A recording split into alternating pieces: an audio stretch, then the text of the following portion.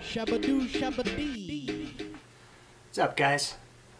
It's been a long time since I made a video, which I seem to say every video. My plan was to just do a lot of stuff this summer, because I think in one of my last videos I said summer is my slow time of work, so I've got all kinds of time. Not the case. This summer was crazy. I had a ton of regular work. We had lacrosse just non-stop. What else? I know like a lot of people are bumming out about my lack of videos. If you want to keep up to date, I've been using Instagram a lot. It's an easy way to just post like what I'm working on that day. So check out Red Star Lax on Instagram and subscribe. So yeah, find me on Instagram, because if I'm absent from YouTube, I'm at least there. I've really been working on my mesh dies. I haven't done very many head dies. I did this, which is going to be, this is a Rabel X. It's got the Red Star Bear. I don't know if that's going to focus. Red Star Bear, and then it's an inside out die. Came out really nice, no bleed. I'm really pleased with this. This is oh, I still got the hot glue. A lot of people they tape off or mask off the inside for their inside outs, and they let the dye come through the top holes. Oof! My dog farted right under me. Anyway, what was I talking about? Top holes. So they don't seal off the holes, so the dye will come through right up to the mask, up to the tape. And to me, that looks cool, you know, because the holes are dyed, but it's risky, because if you get any kind of bleed in here, especially when you've already dyed some elements, it's a huge bummer. Like if I got a bleed through here, this is all ruined. You know, a bleed across here or somewhere, whatever, no big deal. There's nothing there, but across that. So I squirt hot glue in there. I took this one out, or I started to, just to seal it off. So after I mask it all off, I just drop hot glue in the holes. And it's got to be clean, or else you've got weird glue marks back here. Anyway, that's how I do it. Just one of the things that makes me feel a little safer doing a dye on top of some intricate masking. So the plan for the next giveaway contest thing is to give this away as the first prize. I'll string it up with some specialty dyed mesh, Red Star mesh, like maybe red and white argyle, strung up all cool, and that'll be the grand prize. Maybe this and it strung up with my mesh and then a t-shirt. Second prize will be a piece of mesh, argyle mesh maybe, and a t-shirt, and then third will be a t-shirt or a piece of mesh, something like that.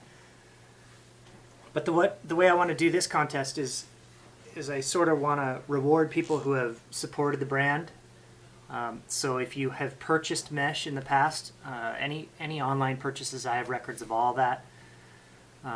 If you bought mesh from me at a tournament, which there are quite a few, you can just send me an email and say, you know, I bought this piece of mesh from you, describe the mesh, you know, where you bought the mesh, like which tournament, where we were, and I'll enter you. For every piece of mesh you buy, you get an entry. And I'm thinking, you know, if you're, and I won't start this competition. I'll make another video detailing, you know, the specifics of the contest or the giveaway, and then I'll run it for a month. So, you know, if you need a piece of mesh or you want to win, you know, buy a $15 piece of white for a chance to win. I think that's fair, because really, if you don't want to buy Red Star mesh, you don't want a dyed Red Star head, right? You know, what's the point of that? If you're into it and you think you want to try the mesh and you want a chance to win, go for it. So any purchase you buy before the contest even starts, that all counts, and all passed, that all counts. So if you bought one and didn't like it, you're still entered. Let's see, what else? So yeah, I'll make another video about that, detailing that. I've been working on my mesh dyes a lot. Over the summer, I wasn't able to focus a lot on growing the business, doing a lot of the things I need to do, but I was able to tinker. When I wasn't working on my regular work projects, which there were a ton of that took the majority of my time, I developed my plan was to come up with a new formula, or come up with a formula, a mixture of pigments and dyes to make my own dye. Not for heads. RIT dye is still the best for heads. But for mesh. And shooters. There's a shooting string. There's a couple. I had them strung up in this. I took them out for the video. But these are pretty sweet. Just regular white shooters now have a little flare. Anyway, so what my plan, what I did is through trial and error, I came up with a way to mix dyes and pigments to totally minimize the bleed in fabric and nylon. Well, here's another one. This is a red, white, and blue one. I like that one. Anyway, so what's this? First day of school in 5 minutes. I'm not so good with my calendar because school started 2 days ago. Good thing we didn't go by this. My kids would have missed the first 2 days of school. Yesterday was the second day of school, and my little guy was riding his bike, and he was cruising around the cul-de-sac waiting for his friends to come get him for school. And he went over the handlebars and got 3 stitches in his chin. So he missed the first 2 periods or so of the second day of school because he was getting sewn up. Anyway, so my new dye mixture is good. I mean, I know that I had some pretty clean Argyles and stuff before, but this is way better. I mean, there is no bleed. And so there's those.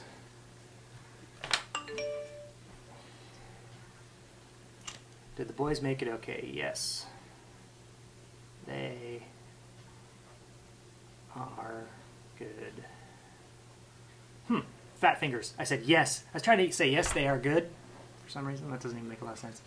And I wrote yes, they are goif. G-O-I-F. I'm going to leave it. Yeah, they're goif. No worries, Mom.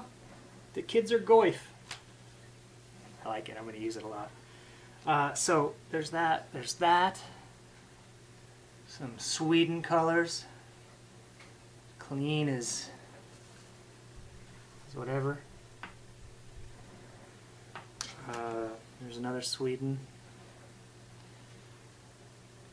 And I could not have done these with straight RIT. I tried, but you always get the fade. But those are solid. Also, people are always like, that's Sharpie.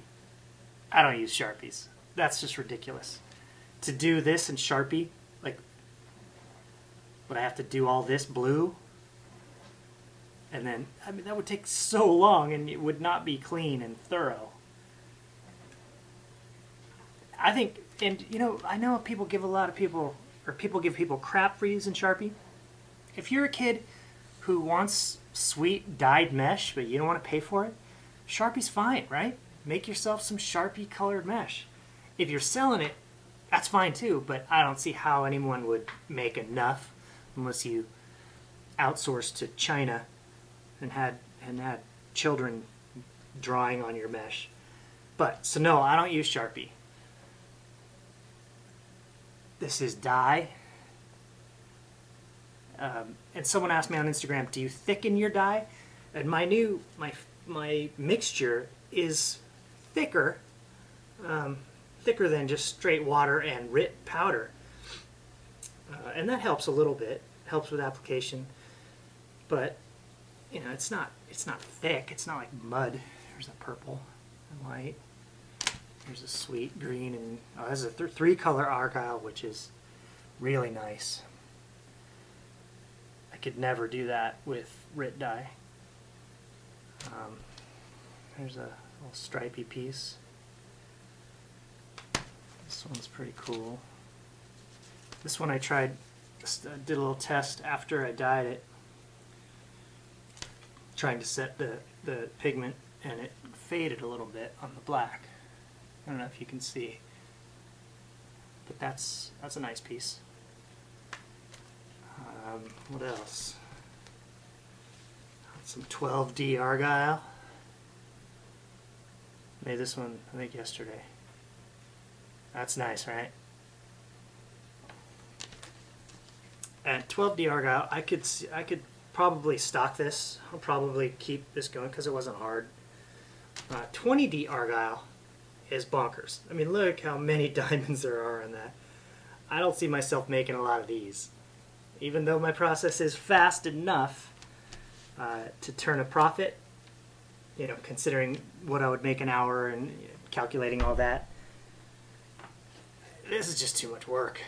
You know, even masking off and, you know, on the jig, everything going according to plan, that's just a ton of diamonds, you know. Takes a while. But that is sweet, right?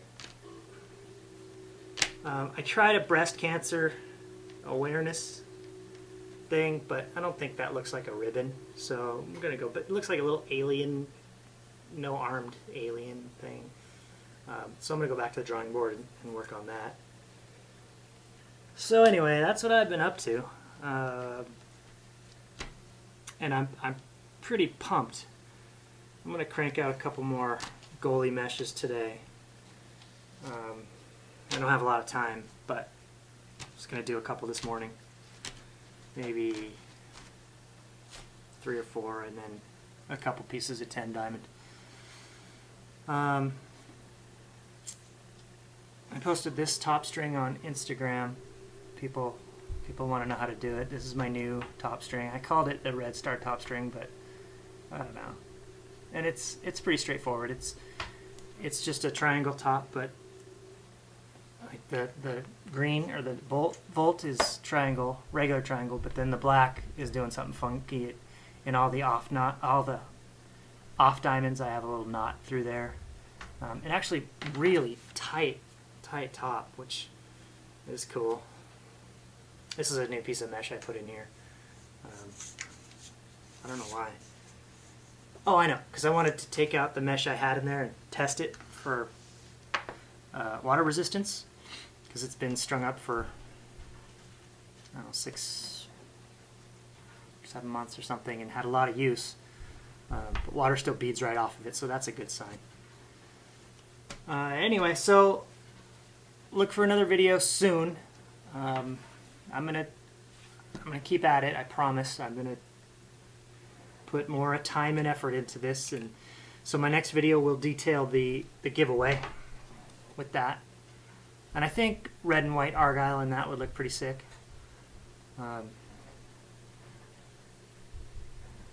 We'll see. Something like that. Alright guys, thanks for hanging in there. Subscribe to me on Instagram, or follow me on Instagram, Red Star Lax. Even when I'm super busy, I've been posting stuff there, so that's cool. It's a good way to check in if you're not happy with my amount of videos, because I know I get a lot, probably daily. When are you gonna post a video? When are you gonna post a video? You gotta post a video. And I'm like, I know, I'm trying. I just have grown-up crap to do, which is lame. I'm tired of being a grown-up. All right. Which one of you schnooks took my rhyme book? Look, give it back, you wiggy whack with your ticky.